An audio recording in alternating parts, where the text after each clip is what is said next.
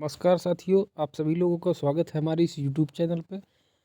जैसा कि आप सभी लोगों को पता है कि हम बिहार का अपना जो एस्टेट का पेपर सेकंड उच्च माध्यमिक स्तर का पीजीटी का, उसका हमने कहा था कि पूरा पाठ्यक्रम हम निःशुल्क इसी चैनल के माध्यम से आप सभी लोगों को उपलब्ध करवाएंगे। तो उसी क्रम में दोस्तों, आप सभी लोगों को पता है कि सबसे पहले हमने रचनाएं कहा था कि सबसे पहले जो हमारे पाठ्यक्रम में रचनाएं लगी हुई हैं, उन रचनाओं को सबसे पहले हम अध्ययन करेंगे। उसके बाद हम हिंदी साहित्य का इतिहास पढ़ेंगे, हिंदी गद्य साहित्य का इतिहास, उसके बाद काव्य शास्त्र पढ़ेंगे, फिर हिंदी व्याकरण सबसे लास्ट में पढ़ेंगे।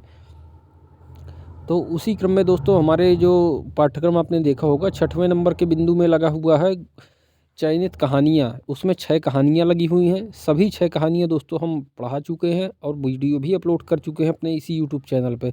आप लोग आशा करते हैं देख भी चुके होंगे सभी कहानियाँ। उसके बाद दोस्तों, हमारे उसमें 7वें नंबर के बिंदु में चयनित उपन्यास लगा हुआ है, जिसमें 3 उपन्यास हैं, गोदान, मैलाचल और त्यागपत्र। तो उसी क्रम में दोस्तों हम गोदान उपन्यास का अध्ययन कर रहे हैं। तो गोदान उपन्यास 36 भागों में दोस्तों बटा हुआ है, आप सभी लोगों को पता है। तो उसके दोस्तों हम 18 भागों का अध्ययन कर चुके हैं। आप सभी लोगों को पता है जैसा कि हम 18 भागों का अध्ययन कर चुके हैं और वीडियो भी आप सब लोग देख चुके होंगे 18 भागों की प्लेलिस्ट में जा कर के। नहीं देखा है तो पहले जा कर के प्लेलिस्ट में जाइए, गोदान उपन्यास की प्लेलिस्ट खोलिए, उसमें 18 भाग देखिए, उसके बाद ही 19वां भाग पढ़िएगा। तभी आप लोगों को पढ़ने में भी ज़्यादा आनंद आएगा और समझने में भी आनंद आएगा। बीच से पढ़ेंगे तो मज़ा भी नहीं आएगा और समझ में भी नहीं आएगा। तो दोस्तों, आप सब लोग अगर हमारे चैनल में नए हैं तो चैनल को सब्सक्राइब करिए और ज़्यादा से ज़्यादा दोस्तों तक शेयर करिए, जिससे ज़्यादा से ज़्यादा मित्रों को लाभ पहुंच सके। जो हमने प्रयास कर रहे हैं कि हिंदी विषय में सब चीज़ आप लोगों को प्रामाणिक विषय वस्तु के साथ में निःशुल्क उपलब्ध करवा सकें। तो ज़्यादा से ज़्यादा मित्रों तक अपने शेयर करिए। चलिए दोस्तों, समय नहीं खराब करते, अपने विषय पर आते हैं सीधे। गोदान उपन्यास आज 19वां भाग का अध्ययन करेंगे। मिर्जा खुर्शेद का हाथा क्लब भी है, कचहरी भी, अखाड़ा भी। दिन भर जमघट लगा रहता है। मोहल्ले में अखाड़े के लिए कहीं जगह नहीं मिलती थी। मिर्जा ने एक छप्पर डलवा कर अखाड़ा बनवा दिया था। वहाँ नित्य 150 लड़नतिये आ जुटते। मिर्जा जी भी उनके साथ जोर करते हैं। मोहल्ले की पंचायतें भी यहीं होती हैं। मियाँ बीबी और सास बहू और भाई भाई के झगड़े टंटे यहीं चुकाए जाते हैं। मोहल्ले के सामाजिक जीवन का यही केंद्र है और राजनीतिक आंदोलन का भी आए दिन सभाएं होती रहती हैं। यहीं स्वयंसेवक टिकते हैं, यहीं उनके प्रोग्राम बनते हैं, यहीं से नगर का राजनैतिक संचालन होता है। पिछले जलसे में मालती नगर कांग्रेस कमेटी की सभानेत्री चुन ली गई। तो दोस्तों क्या हुआ देखिए, पिछले जलसे में मालती, वही दोस्तों मिस मालती जो डॉक्टर है, खन्ना जिसके पीछे पड़ा है, तो पिछले जलसे में मालती नगर कांग्रेस कमेटी की सभानेत्री चुन ली गई। तब से इस स्थान की रौनक और भी बढ़ गई। गोबर को यहाँ रहते रहते साल भर हो गए। गोबर दोस्तों मिर्जा खुर्शीद के यहाँ नौकरी करता है। मिर्जा खुर्शीद के यहाँ बगीचे में नौकरी करता है, उसके बाग बगीचे में वहीं नौकर है मिर्जा खुर्शीद के यहाँ। आप सब लोगों को पता होगा कि मिर्जा खुर्शीद बहुत ही दिलखुश आदमी है। इस पूरे उपन्यास में सबसे मस्त आदमी मिर्जा खुर्शीद है, जो गरीबों की हमेशा मस्ती में रहता है। उसका जीवन मस्ती भरा है मिर्जा खुर्शीद का। ना भविष्य की कोई चिंता, ना भूत की चिंता, और वर्तमान तो अच्छा चल ही रहा है मिर्जा खुर्शीद। और काउंसिल के मेंबर भी हैं, ये भी आप सब लोग को पता होगा कि जैसे राय साहब काउंसिल के मेंबर हैं, वैसे मिर्जा खुर्शीद भी काउंसिल के मेंबर हैं। और मिर्जा खुर्शीद दोस्तों बहुत ही मस्त मौला आदमी है। गरीबों की हमेशा मदद करना, उनको खुश देखना, उनका ये हमेशा वो रहता है। तो देखिए दोस्तों, गोबर को यहाँ रहते साल भर हो गया। अब वह सीधा साधा ग्रामीण युवक नहीं है। उसने बहुत कुछ दुनिया देख ली और संसार का रंग ढंग भी बहुत कुछ समझने लगा है। मूल में वह अब भी देहाती है। पैसे को दांत से पकड़ता है, स्वार्थ को कभी नहीं छोड़ता और परिश्रम से जी नहीं चुराता, ना कभी हिम्मत हारता है। लेकिन शहर की हवा उसे भी लग गई है। उसने पहले महीने में तो केवल मजूरी की और आधा पेट खाकर थोड़े से रुपए बचा लिए। फिर वह कचालू और मटर और दही बड़े के खोमचे लगाने लगा। दोस्तों मिर्जा खुर्शीद के यहाँ नौकरी करता है और वहीं एक ठो डिब्बा छोटा सा दुकान की, चाय वाय की, इसकी दुकान भी रख लेता। बहुत पैसा दोस्तों गोबर कमाएगा, देखिएगा भी आप लोग। तो फिर वह कचालू और मटर और दही बड़े के खोंचे लगाने लगा। इधर ज़्यादा लाभ देखा तो नौकरी छोड़ दी। गर्मियों में शरबत और बर्फ़ की दुकान भी खोल दी। लेन देन में खरा था इसलिए उसकी साख जम गई। जाड़े आए तो उसने शरबत की दुकान उठा दी और गर्म चाय पिलाने लगा। अब उसकी रोज़ाना आमदनी 2.5-3 रुपये से कम नहीं है। उसने अंग्रेजी फैशन के बाल कटवा लिए हैं, महीन धोती और पंपसू पहनता है, एक लाल ऊनी चादर खरीद ली और पान सिगरेट का शौकीन हो गया। दोस्तों वही गोबर जो तम्बाकू मल के खाता था, अब देखिए सिगरेट पीने लगा। देखिए दोस्तों गोबर के हाल। यहाँ लखनऊ शहर में मिर्ज़ा खुर्शीद के यहाँ जब से नौकरी करने लगा, तो देखिए दोस्तों अब वो सिगरेट पीने लगा है। गोबर बदल गया गोबर। और पैंट फटीचर बन के आया था गांव से, धोती कुर्ता पहन के, अब क्या कहते हैं क्या पहनने, बाल कैसे उसके थे पहले, अब देखिए अंग्रेजी फैशन के बाल कटवा लिए और महीन धोती और पंपसू पहनता है, एक लाल ऊनी चादर खरीद ली और पान सिगरेट का शौकीन हो गया है। सभाओं में आने जाने से उसे कुछ कुछ राजनीतिक ज्ञान भी हो चला है। राष्ट्र और वर्ग का अर्थ समझने लगा है। सामाजिक रूढ़ियों की प्रतिष्ठा और लोकनिंदा का भय अब उसमें बहुत कम रह गया है। आए दिन की पंचायतों ने उसे निसंकोच बना दिया है। जिस बात के पीछे वह यहाँ घर से दूर मुंह छिपाए पड़ा हुआ है, उसी तरह की बल्कि उससे भी कहीं निंदास्पद बातें यहाँ नित्य हुआ करती हैं और कोई भागता नहीं। फिर वही क्यों इतना डरे और मुंह चुराए। अब दोस्तों ये जब गांव में जाएगा तो ये ना तो पंडित दाता दीन को डरेगा गोबर, ना तो नोखे राम को डरेगा, ना झिंगुरी सिंह को डरेगा, क्या कहते हैं, ना लाला पटेश्वरी को डरेगा। ये किसी को दोस्तों नहीं डरेगा, सबको धमकी अलग देगा। गोबर की राय साहब के यहाँ मिर्ज़ा खुर्शीद और राय साहब बहुत अच्छे मित्र हैं, दोनों काउंसिल के मेंबर हैं। और ये क्या कहते हैं मिर्ज़ा खुर्शीद के यहाँ नौकरी करता है गोबर, और राय साहब अक्सर मिर्ज़ा खुर्शीद के यहाँ आते हैं, दोनों साथ में शराब पीते हैं। तो ये अब उनसे जब वो करेगा कि मैं उनसे बता दूंगा राय साहब से, देखिएगा आगे दोस्तों। फिर वही क्यों इतना डरे और मुंह चुराए। इतने दिनों में उसने एक पैसा भी घर नहीं भेजा। वह माता पिता को रुपए पैसे के मामले में इतना चतुर नहीं समझता। वे लोग तो रुपए पाते ही आकाश में उड़ने लगेंगे। दादा को तुरंत गया करने की और अम्मा को गहने बनवाने की धुन सवार हो जाएगी। ऐसे व्यर्थ के कामों के लिए उसके पास रुपए नहीं है। अब वह छोटा मोटा महाजन है। अब दोस्तों गोबर छोटा मोटा महाजन हो गया। पड़ोस के इक्के वालों, गाड़ी वालों और धोबियों को सूद पर रुपए उधार देता है। तो दोस्तों पड़ोस के इक्के वालों, गाड़ी वालों और धोबियों को सूद पर रुपए उधार देता है। इस 10-11 महीने में ही उसने अपनी मेहनत और किफ़ायत और पुरुषार्थ से अपना स्थान बना लिया है और अब झुनिया को यहीं लाकर रखने की बात सोच रहा है। तीसरे पहर का समय है। वह सड़क के नल पर नहाकर आया और शाम के लिए आलू उबाल रहा है कि मिर्ज़ा खुर्शीद आकर द्वार पर खड़े हो गए।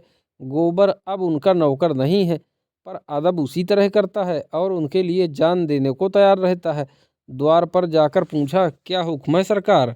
मिर्ज़ा ने खड़े खड़े कहा, तुम्हारे पास कुछ रुपए हों तो दे दो, आज 3 दिन से बोतल खाली पड़ी हुई है, जी बहुत बेचैन हो रहा है। गोबर ने इसके पहले भी 2-3 बार मिर्ज़ा जी को रुपए दिए थे, पर अब तक वसूल न सका था। तकाजा करते डरता था और मिर्ज़ा जी रुपए लेकर देना ना जानते थे। उनके हाथ में रुपए टिकते ही ना थे। वो इतने मस्ती भरे आदमी थे मिर्ज़ा जी की, पैसे जहाँ आए कि खर्च हुए, इस तरह के मस्त मौला आदमी थे। उनके हाथ में रुपए टिकते ही ना थे, इधर आए उधर गायब। यह तो न कह सका मैं रुपए ना दूंगा या मेरे पास रुपए नहीं हैं। शराब की निंदा करने लगा। आप इसे छोड़ क्यों नहीं देते सरकार। क्यों इसके पीने से कुछ फ़ायदा होता है, क्या इसके पीने से कुछ फ़ायदा होता है। मिर्ज़ा जी ने कोठरी के अंदर आकर खाट पर बैठते हुए कहा, तुम समझते हो मैं छोड़ना नहीं चाहता और शौक से पीता हूँ। मैं इसके बगैर जिंदा नहीं रह सकता। तुम अपने रुपयों के लिए ना डरो, मैं एक एक कौड़ी अदा कर दूंगा। गोबर अविचलित रहा। मैं सच कहता हूँ मालिक, मेरे पास इस समय रुपए होते तो आपसे इनकार करता। 2 रुपए भी नहीं दे सकते इस समय तो नहीं है। मेरी अंगूठी गिरो रख लो। गोबर का मन ललचा उठा, मगर बात कैसे बदले। बोला, यह आप क्या कहते हैं मालिक, रुपए होते तो आपको दे देता, अंगूठी की कौन बात थी। मिर्जा ने अपने स्वर में बड़ा दीन आग्रह भरकर कहा, मैं फिर तुमसे कभी न मांगूंगा गोबर, मुझसे खड़ा नहीं हुआ जा रहा है। इस शराब की बदौलत मैंने लाखों की हैसियत बिगाड़ दी और भिखारी हो गया। अब मुझे भी जिद पड़ गई है कि चाहे भीख ही मांगनी पड़े, इसे छोड़ूंगा नहीं। जब गोबर ने अब की बार इनकार किया तो मिर्जा साहब निराश होकर चले गए। शहर में उनके हजारों मिलने वाले थे, कितने ही उनकी बदौलत बन गए थे, कितनों ही की गाढ़े समय पर मदद की थी, पर ऐसे से वह मिलना भी ना पसंद करते थे। उन्हें ऐसे हजारों लटके मालूम थे जिनसे वह समय समय पर रुपयों के ढेर लगा देते थे, पर पैसे की उनकी निगाह में कोई कद्र ना थी। उनके हाथ में रुपए जैसे काटते थे, किसी ना किसी बहाने उड़ाकर ही उसका चित्त शांत होता था। गोबर आलू छीलने लगा। साल भर के अंदर ही वह इतना काइयाँ हो गया था और पैसा जोड़ने में इतना कुशल कि अचरज होता था। जिस कोठरी में रहता है वह मिर्जा साहब ने दी है। इस कोठरी और बरामदे का किराया बड़ी आसानी से 5 रुपया मिल सकता है। गोबर लगभग साल भर से उसमें रहता है, लेकिन मिर्जा ने ना कभी किराया मांगा ना उसने दिया। उन्हें शायद ख्याल भी ना था कि इस कोठरी का कुछ किराया भी मिल सकता है। थोड़ी देर में एक इक्के वाला रुपए मांगने आया। अलादीन नाम था। सिर घुटा हुआ, खिचड़ी देखिए दोस्तों, फिर क्या हुआ। थोड़ी देर में एक इक्के वाला रुपए मांगने आया। अलादीन नाम था। सिर घुटा हुआ, खिचड़ी दाढ़ी। उसकी लड़की विदा हो रही थी। 5 रुपए की उसे जरूरत थी। गोबर ने उसे 1 आना रुपया सूद पर दे दिया। अलादीन ने धन्यवाद देते हुए कहा, भैया आज बाल बच्चों को बुला लो, कब तक हाथ से ठोकते रहोगे। गोबर ने शहर के खर्च कर रोना रोया। थोड़ा आमदनी में गृहस्थी कैसे चलेगी। अलादीन बीड़ी जलाता हुआ बोला, खर्च अल्लाह देगा भैया, सोचो कितना आराम मिलेगा।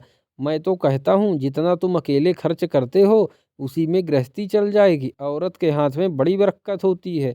खुदा कसम, जब मैं अकेला यहाँ रहता था तो चाहे कितना ही कमाऊं, खा पी सब बराबर, बिगड़ी तम्बाकू को भी पैसा न रहता। उस पर हैरानी, थके मदे आओ तो घोड़े को खिलाओ और टहलाओ, फिर नानबाई की दुकान पर दौड़ो। नाक में दम आ गया। जब से घरवाली आ गई है उसी कमाई में उसकी रोटियां भी निकल आती हैं और आराम भी मिलता है। आखिर आदमी आराम के लिए ही तो कमाता है। जब जान खपा कर भी आराम न मिला तो जिंदगी ही गारत हो गई। मैं तो कहता हूँ तुम्हारी कमाई बढ़ जाएगी भैया। जितनी देर में आलू और मटर उबालते हो उतनी देर में 2-4 प्याले चाय बेच लोगे। अब चाय 12 मास चलती है। रात को लेटोगे तो घरवाली पाँव दबाएगी, सारी थकान मिट जाएगी। यह बात गोबर के मन में बैठ गई। जी उचाट हो गया। अब तो वह झुनिया को लाकर ही रहेगा। आलू चूल्हे पर चढ़े रह गए और उसने घर चलने की तैयारी कर दी। मगर याद आया कि होली आ रही है, इसलिए होली का सामान भी लेता चले। कृपण लोगों में उत्सवों पर दिल खोलकर खर्च करने की जो एक प्रवृत्ति होती है वह उसमें भी सजग हो गई। आखिर इसी दिन के लिए तो कौड़ी कौड़ी जोड़ रहा था। वह माँ बहनों और झुनिया सबके लिए एक एक जोड़ी साड़ी ले जाएगा। होली के लिए एक धोती और एक चादर, सोना के लिए तेल की शीशी ले जाएगा और एक जोड़ा चप्पल, रूपा के लिए एक जापानी गुड़िया और झुनिया के लिए एक पिटारी जिसमें तेल, सिंदूर और आईना होगा। बच्चे के लिए टोप और फ्राक जो बाजार में बनाया मिलता है। उसने रुपए निकाले और बाजार चला। दोपहर तक सारी चीजें आ गई। बिस्तर भी बंधा गया। मोहल्ले वालों को खबर हो गई गोबर घर जा रहा है। कई मर्द औरतें उसे विदा करने आए। गोबर ने उन्हें अपना घर सौंपते हुए कहा, तुम्ही लोगों पर छोड़े जाता हूँ, भगवान ने चाहा तो होली के दूसरे दिन लौटूंगा। एक युवती ने मुस्कुराकर कहा, मेहरिया को बिना लिए ना आना, नहीं घर में ना घुसने पाओगे। दूसरी प्रौढ़ा ने शिक्षा दी, हाँ और क्या, बहुत दिनों तक चूल्हा फूंक चुके, ठिकाने से रोटी तो मिलेगी। गोबर ने सबको राम राम किया। हिंदू भी थे, मुसलमान भी थे, सभी ने मित्र भाव था। सब एक दूसरे के दुख दर्द के साथी थे। रोजा रखने वाले रोजा रखते थे, एकादशी रखने वाले एकादशी। कभी कभी विनोद भाव से एक दूसरे पर छींटे भी उड़ा लेते थे। गोबर अलादीन की नमाज को उठा बैठी कहता। अलादीन पीपल के नीचे स्थापित सैकड़ों छोटे बड़े शिवलिंगों को बटखरे बनाता। लेकिन सांप्रदायिक द्वेष का नाम भी ना था। गोबर घर जा रहा है, सब उसे हंसी खुशी विदा करना चाहते हैं। इतने में भूरे इक्का लेकर आ गया। देखिए दोस्तों फिर क्या हुआ, इतने में भूरे इक्का लेकर आ गया। अभी दिन भर का धावा मार कर आया था, खबर मिली गोबर जा रहा है। वैसे ही इक्का उधर फेंक दिया। घोड़े ने आपत्ति की, उसे कई चाबुक लगाए। गोबर ने इक्के पर सामान रखा। इक्का बढ़ा, पहुंचाने वाले गली के मोड़ तक पहुंचाने आए। तब गोबर ने सबको राम राम किया और इक्के पर बैठ गया। सड़क पर इक्का सरपट दौड़ा जा रहा था। गोबर घर जाने की खुशी में मस्त था, भूरे उसे घर पहुंचाने की खुशी में मस्त था, और घोड़ा था पानीदार, उड़ा चला जा रहा था। बात की बात में स्टेशन आ गया। गोबर ने प्रसन्न होकर 1 रुपया कमर से निकालकर भूरे की तरफ बढ़ाकर कहा, लो घर वालों के लिए मिठाई लेते जाना। भूरे ने कृतज्ञता भरे तिरस्कार से उसकी ओर देखा। तुम मुझे गैर समझते हो भैया, एक दिन जरा इक्के पर बैठ गए तो मैं तुमसे इनाम लूंगा। जहां तुम्हारा पसीना गिरे वहां खून गिराने को तैयार हूँ। इतना छोटा दिल नहीं पाया है, और ले भी लूँ तो घरवाली मुझे जीता ना छोड़ेगी। गोबर ने फिर कुछ न कहा, लज्जित होकर अपना असबाब उतारा और टिकट लेने चल दिया। तो ये दोस्तों गोदान उपन्यास का 19वां भाग था। अब अगले भाग में दोस्तों हम पढ़ेंगे 20वां भाग। तब तक आप लोग दोस्तों चैनल से बने रहिए, पढ़ते रहिए और ज़्यादा से ज़्यादा मित्रों तक शेयर करिए चैनल को। फिर मिलते हैं किसी अगले वीडियो में, तब तक के लिए धन्यवाद दोस्तों।